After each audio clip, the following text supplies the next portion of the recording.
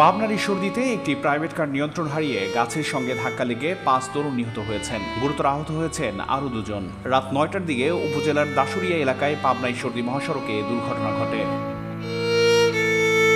Police জানান, নিহতরা সবাই বন্ধু ছিলেন। তারা হলেন ঈশ্বরদী উপজেলার কালিকাপুর গ্রামের 25 বছর বয়সী জিহাদ হোসেন, 25 বছর বয়সী বিজয় হোসেন, 23 বছর বয়সী সিয়াম হোসেন, 22 বছর বয়সী শিশির ইসলাম এবং 24 বছর বয়সী শাওন হোসেন।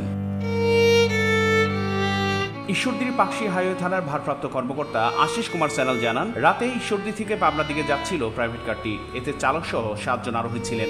দাসুরিয়া এলাকায় আসার সময় মহাসড়কে নিয়ন্ত্রণ হারিয়ে বৈদ্যুতিক খুঁটি ও গাছের সঙ্গে ধাক্কা লেগে গাড়িটি ঘটনাস্থলে চূর্ণ বিচূর্ণ হয়ে যায়। এতে 3 জন মারা যান। হাসপাতালে নেওয়ার পথে মারা যান আরও 2 জন। অপর 2 জনকে ঈশ্বরদী উপজেলা স্বাস্থ্য কমপ্লেক্সে প্রাথমিক চিকিৎসা দিয়ে রাজশাহী মেডিকেল কলেজ হাসপাতালে পাঠানো হয়েছে। এই বাংলা নিউজ ডেস্ক।